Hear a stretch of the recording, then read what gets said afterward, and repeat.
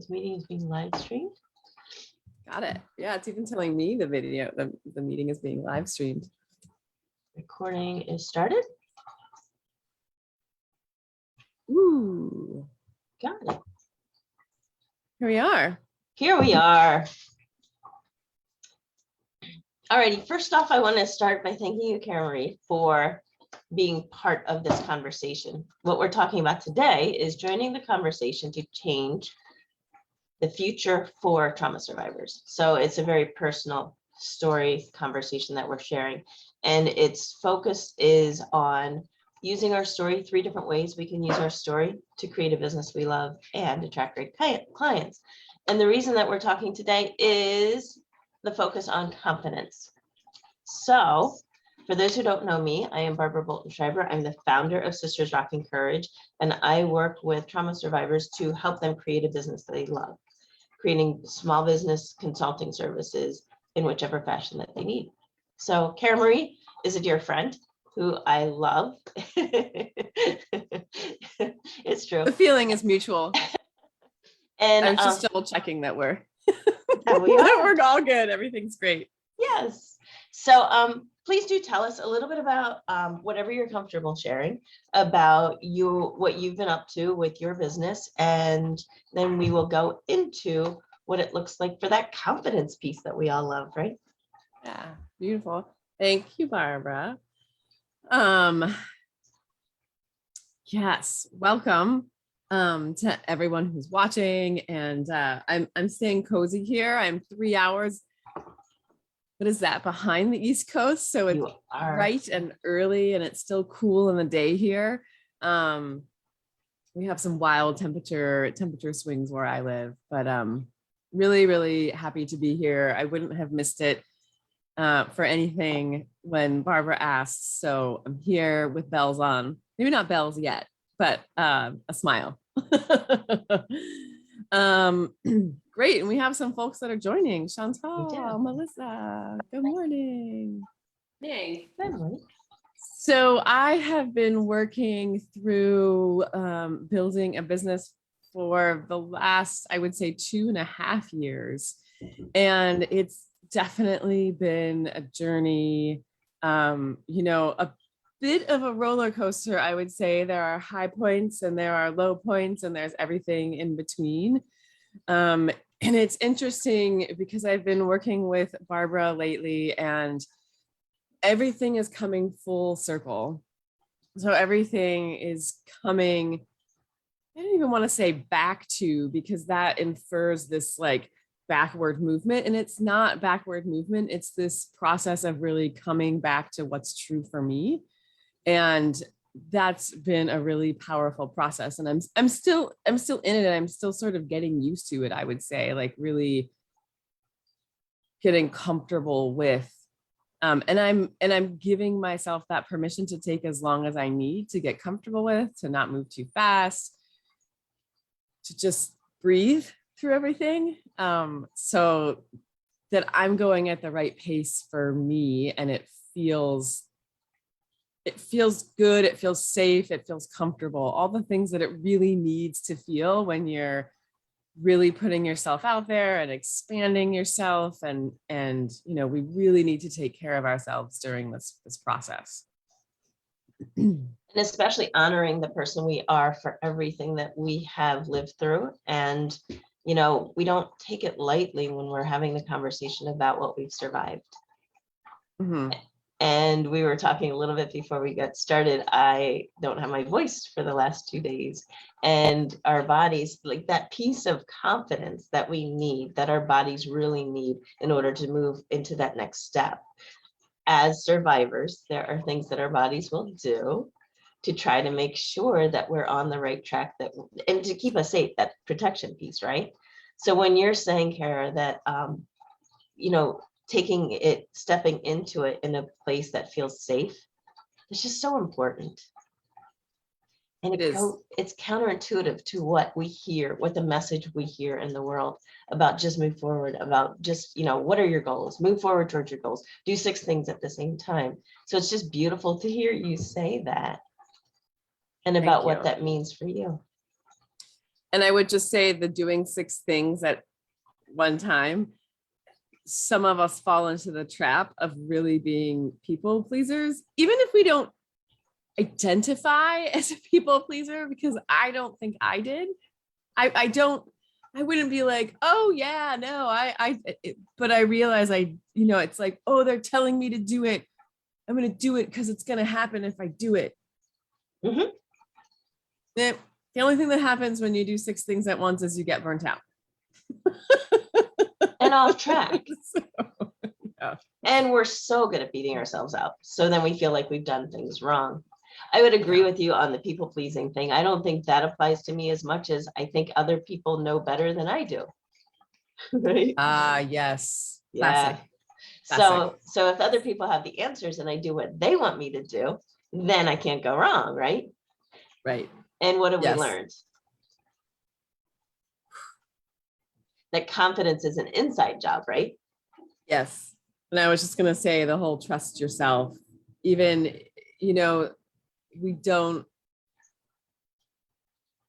it's like we didn't learn how.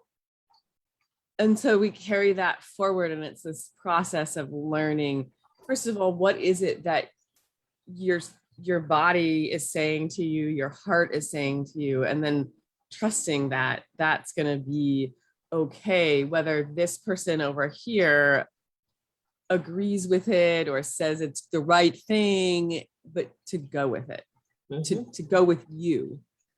That is, I would say, probably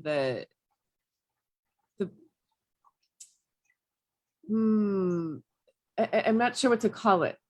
I don't want to call it an obstacle, because it's just something to learn, right? It's a process to be in and explore, but it can take time, because you start with small things, but then as they get bigger, it's just like you're talking about, it gets scarier. You put yourself out there more, and it, more comes up, and you have to really trust yourself that much more. Like every step is an up level. And that go ahead. No, go. Well, I was gonna say something about what you were talking about with your voice and losing your voice and just your body's physiological response. And I would also say, like, for myself, I have this way I can become a performer. So instead of my body necessarily, I mean, sometimes it does, right? I'll definitely, I get the butterflies. I'm like, but I can take on this like stage personality, which is the way I cope, right? And then that also is like what you were just saying about, well, they all know better, right? So it's like I'm embodying this other persona, and it's fun. It's not bad, right? It's fun, but it's also it's like, I wonder how much that's kind of the process that I'm in right now, is like, okay, how much of this is me? I mean, it's me, but is it really fully integrated, right? It's a part of me. That's a great segue into the next question of, with our stories, how have you found that you knew you were on the right path when you look back at your story and the pieces that were preparing you for this time? When I'm on the right path, there is a sense of calm and peace, and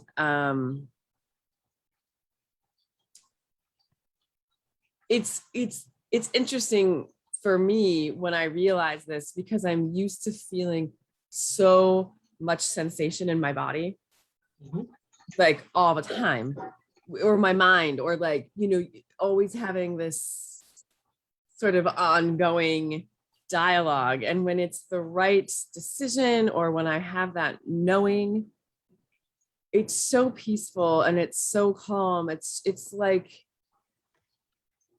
yeah, it's like, I'm trying to equate it to something.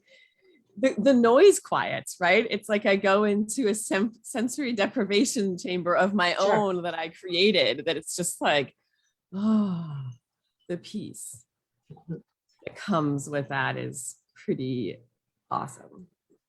Well, and another word that you like to talk about with your work is how capable you feel, like when you're in that zone. And some of what it takes to get through that zone, we talk about the trauma zone and how do you get from the trauma zone to your empowered entrepreneur zone, right? And so many times we try to go straight, like, okay, I have this trauma, this is part of who I am, and I can now become an entrepreneur, keeping all of who I am with me, right? And so there is just one little step that we take off to the side that gets you to that place of confidence and peace. And that is your inner genius zone. And so many times we have not learned, because of what we were going through, how, depending on what the different trauma was, for some of us, it was ongoing. And we didn't learn how to hear our inner genius zone, or even how to access it, or even that it was a part of us, that we inside had our answers. And so with this inner genius zone, we can start asking the questions that put us in this place of empowerment. What is best for me? Does this feel right? Because so often, even if you get one step off, and if it's even for the right intentions, let's say somebody says, oh, I think you should do this. And I can laugh about going live with these events because it took me a while to get here because I finally had to figure it out for what was going to work for me. Yeah, because there are lots of, there's programs and systems out there that you can do. So for that inner genius zone, like, what are the questions that we ask ourselves? Or do we just listen to that talk, the talk that isn't confident, right? Yeah. So there's this piece of where we hear all of those voices, that white noise you talk about. Oh my goodness, how loud does that get? It's not white noise, because white noise is nice. I like white noise. We can go to sleep to white noise. Do not go to sleep when that's happening. Yeah. Yeah. So there's just that piece of starting to know ourselves better and knowing that our stories didn't happen to us. Like that's the part of the conversation that we're shifting, is if we start looking at how they're happening for us to help us get to know ourselves better and to know that we aren't alone. That part's huge. Yeah. I was trying to do research on statistics of how many trauma survivors, but trauma can be anything from childhood, there can be abuse, it can be even illness, car accidents, loss. So it's really difficult to know what types of, and we talk, Chantel's on, we talk about adverse childhood experiences. It's really tough to get a statistic at how many of us are trauma survivors. At the very low end, 5 out of every 10 women have experienced at least one traumatic event in their life. Well, at that rate, if we start looking around, we carry our stories inside us quietly. And we've talked about this because maybe there's a piece of forgiveness that we need, or maybe there's some shame attached to, or self-judgment. So how do you go from that place of what all of us used to really struggle with to become empowered, finding the confidence for you? You work with the refuge within. I do. Yeah. So a big, big journey for me. That's a lifelong journey, really. I mean, I don't think there's any like snap your fingers or the magic wand. It's a beautiful vision. It's a beautiful exercise to do, right? To see the other side, but it doesn't quite go that fast.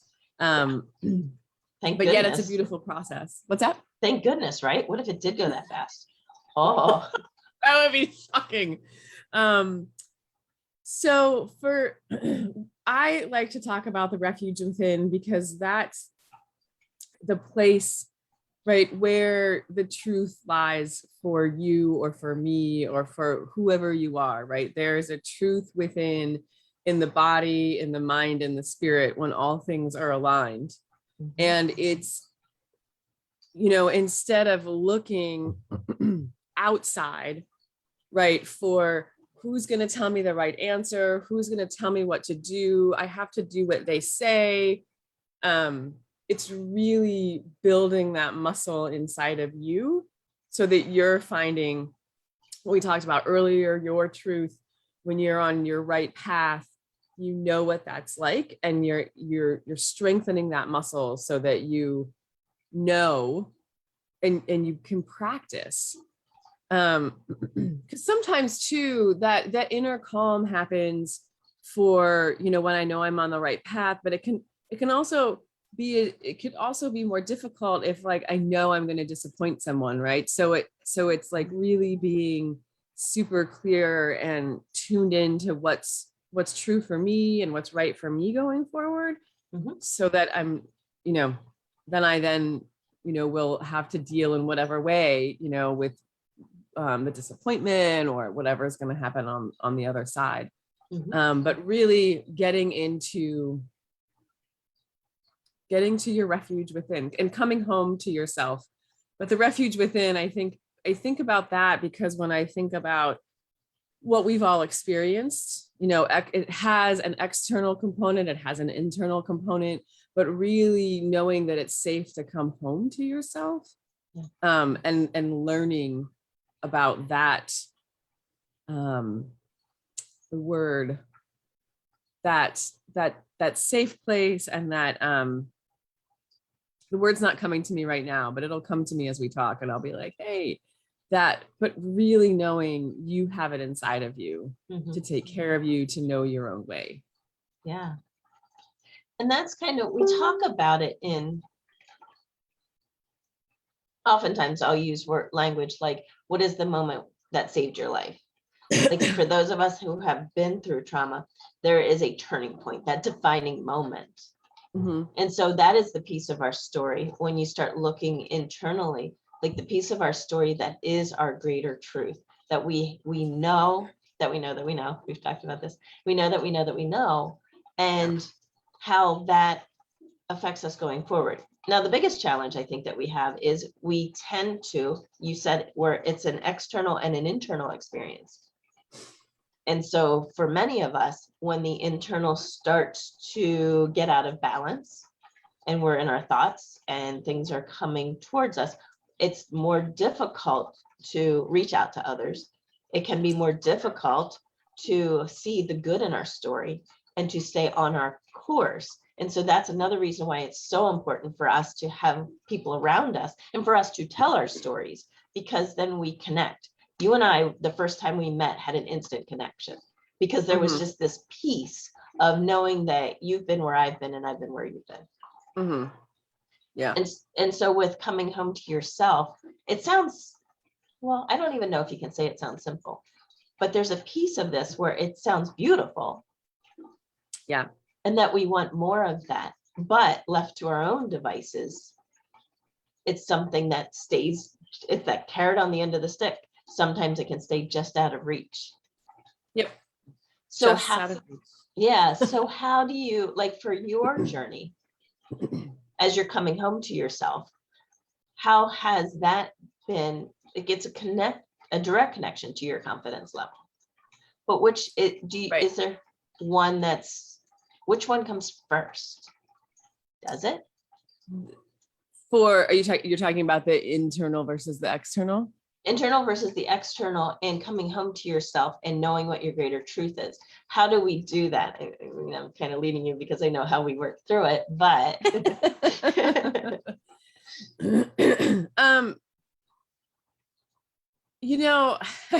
think I'm not sure you can really tease it apart that easily in terms of like what comes first. It's kind of like the chicken or the egg, right? There's always oh, it's the egg, oh, it's the chicken. And it's like, I think these things they're working together. And I definitely, for me, I know there's a lot of internal work, but interestingly, that internal work, right? The internal journey also happened in community with others, right? It happened in doing activities and groups and things. So it wasn't, I often, for me, and this is working with other people is really profound for me, because if you hand me a worksheet and I read questions and I'm like, what is this? I'm not exactly sure what this means, or what? And I often find myself blocked with questions, or, could be something fairly simple, or even something I'm doing now. I'm like, I'm not sure what this means. I had to talk to the person who is facilitating to really understand. And then often when I have that conversation, it jogs something or it loosens something up for me. And I'm like, oh, totally. Yeah. I would prefer this, or, I know, but it's really interesting with words on paper with no context. Mhm. So I find that journey is really facilitated by, that internal journey can be really facilitated by, other people in community Mhm. who are bearing witness, Mm. Oh yeah. and providing that space, but also giving a little context. Because for me, I feel like we only know what we know, Mhm. and there's a whole bunch out there that we don't know. and sometimes it's helpful to have those other perspectives that we didn't get, or we didn't know, or because of wherever we were. Sometimes our worlds narrow, right? A lot. Yeah. And so we don't see, because we're surviving. Yes. We're not out here experiencing everything and thriving. Like, we're here just surviving. And so sometimes we need that that input and perspective, as long as it's not overwhelming. Yeah. And that's such a good way to say Yeah. it, that we are still natural survivors. Mhm. And so all of those skills that got us through those situations are all big muscles, right? And Yeah. and we talk about this, like, what are the different symptoms? I didn't realize that I was still in the trauma zone. There's a list of like 24 things, and I was like, oh yeah. I checked off 3/4 of them. And so because that has become our natural functioning, there's a piece of this to still give those muscles things to do that aren't going to pull us out of balance. Yeah. Yeah. And as we get to new levels, because each step towards our greater truth, each step in becoming more confident, sets us up for more things that challenge us, that make us feel, well, one of your words, make us feel like, am I really capable? So the doubt comes in. And so if we aren't in community, those voices of doubt are still going to continue every day for the rest of our lives. It's how much do we listen to them, and how quickly do we respond from them? And that's why it's so great to be able to have these relationships, that our stories connect us to each other, because there is a trust that is, you're seeing a different version of me, and possibly a better version of myself, because who is the hardest judges for ourselves? Yeah. Yeah.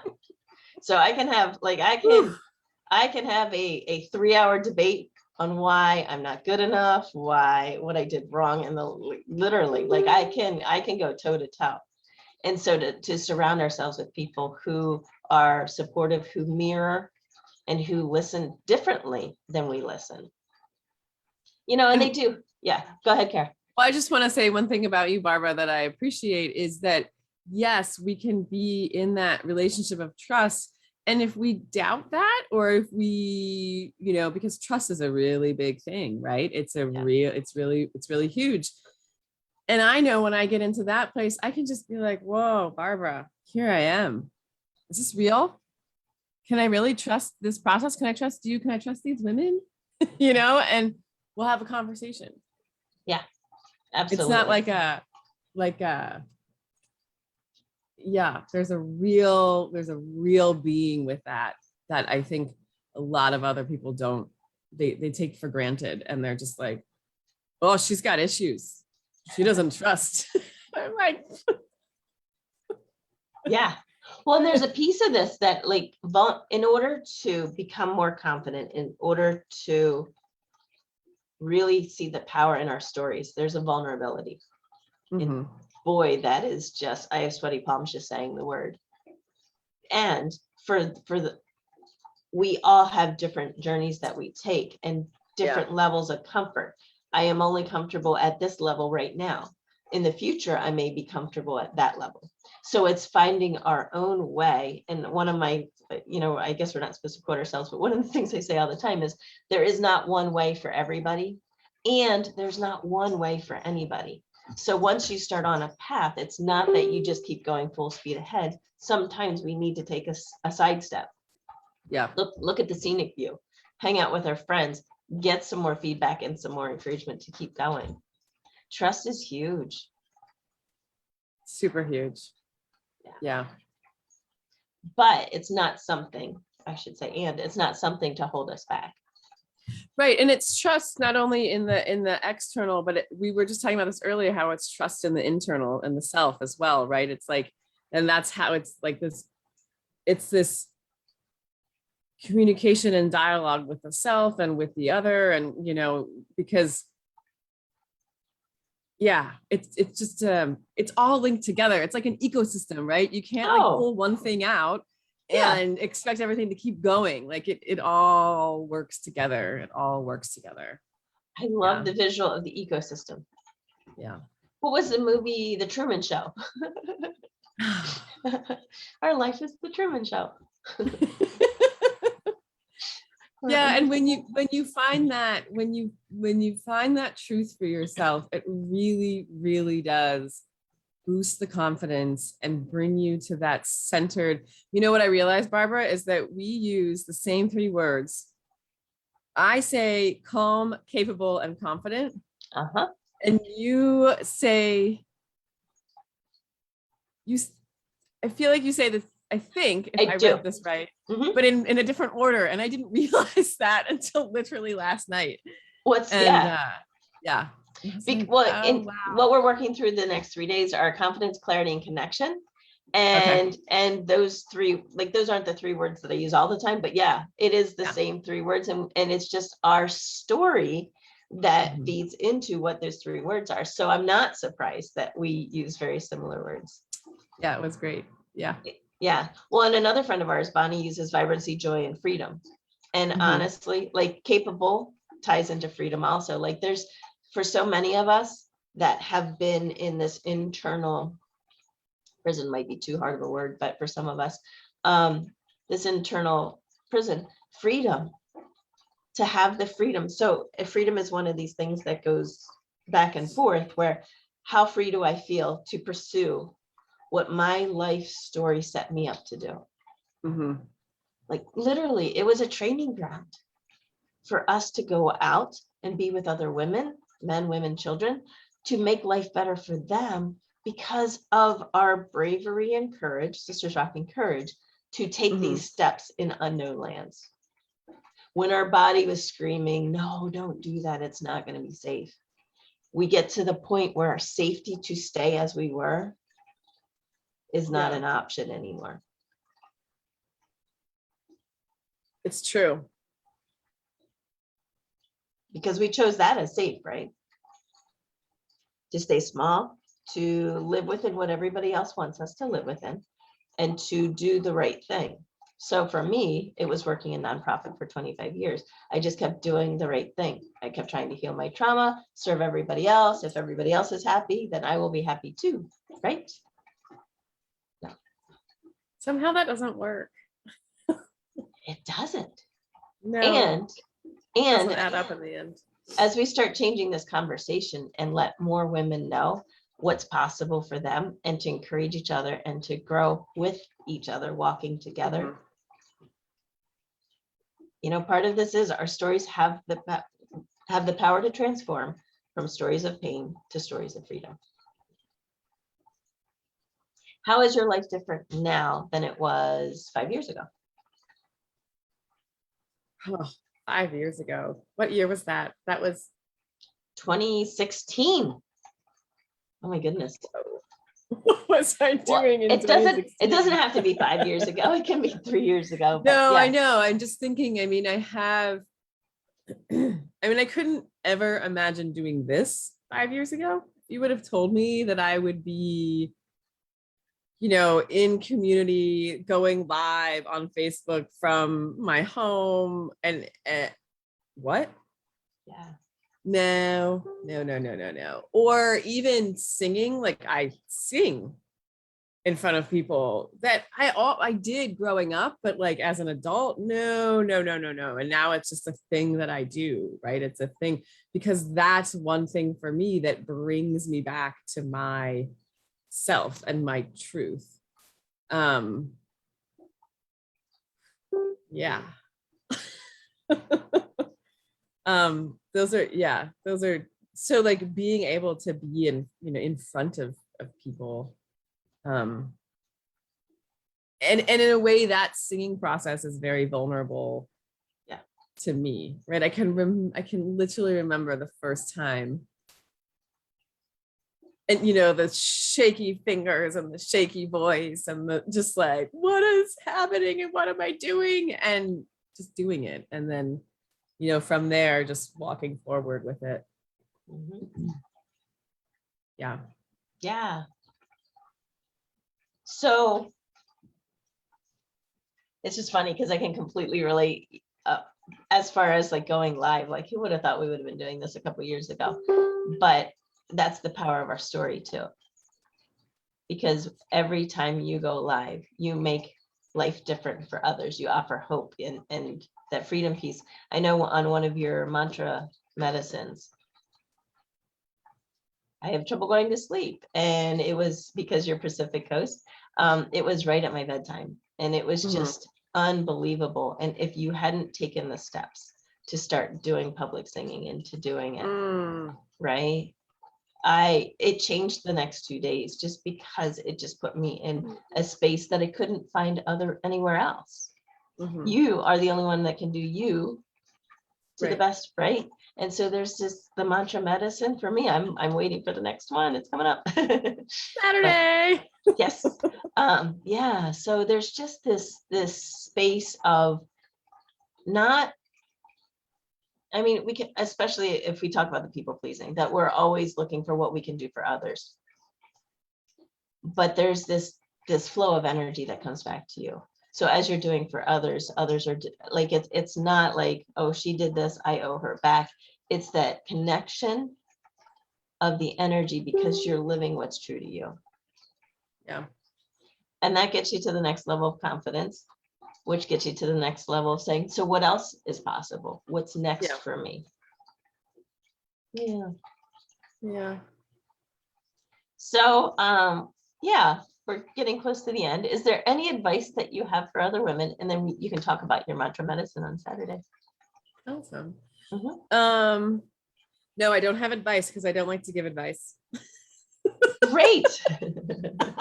I hear you on that.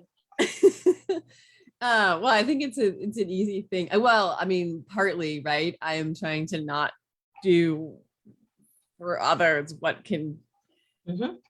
It's helpful, but it damaging is coming to mind. I feel like that's a strong word, but it's like, my advice or my suggestion is to find you, right? Is to walk that path in whatever way that looks like for you, because I do certain things that work for me that might not work for someone else. And it's really finding that place and those tools that really work for you. And it's just like they say when you're finding a coach or a therapist and you have to find the right fit. It's true. Like, you're not going to work with someone that doesn't resonate, that doesn't, we talk about energy and it can sound woo woo, but it's also true, on various levels. And, it just, you gotta find the right fit, what works for you and what opens the door a little bit wider. And then, it opens, finding whatever that is. I'm smiling when you say it opens the door, because Melissa and I were just talking about that, like, crack the door, crack the door, because the cracking, that's the beginning. You'll see how much light comes in, right? That's how, there's a great little, I should sing it on one of the mantra or record it. I don't remember all the words, but that's how the light gets in, right? Is through the crack. And there's a really great little chant type mantra thing that I learned at an event, but I'm gonna have to go back and find it. That'd be great. But yeah, that's how the light gets in, and you'd be amazed at how much light comes in just through the crack. Sometimes that could be enough for a while, Yeah. Yep. Fantastic. So you've got a mantra medicine event coming up on Saturday. I do. Yes. So one of the things I mentioned is singing. And I sing in a yogic tradition. It's called kirtan, and it's a call and response singing that event, and we generally are not singing in English, which I really like, because one of the things that is helpful is we don't focus on the words, right? One of the things people always want to know is what does it mean? And I'm like, it means what you want it to mean. It means whatever resonates in your body. It means just be with it and see, I'll tell you the words later, but be with it while we're singing it together. So I've been doing about once a month, having an online mantra medicine or mantra music event. This one's going to be hybrid, which I'm really excited about. And, physiological things, like you're talking about what's happening in your body physiologically in terms of this event. And the same is true with singing and mantra in a different way, right? It's actually physiologically changing things in your body, in your mind, releasing these really great hormones that are the feel-good hormones, right? We talk about dopamine and serotonin, and in our breathing, like things happen. And it's one way that can help us really clear out all the noise and have a really clear channel to ourselves, and that calm, that peace that so many of us seek, even after a busy day or a busy week, just finding that peace and that space to really hear yourself. Mm-hmm. And that's what we do. That's what mantra music and mantra medicine is all about. That's beautiful. So we'll be live streaming on Saturday. It'll be 7 p.m. It's a little bit later out here, mainly because we're doing it in person, and I need a little extra time to set up, but I work on Saturday morning. So, and we'll live stream and also hopefully have some people present in person in an outdoor setting. Nice. And where can they find your live stream? I guess I'll put the link below. Yeah.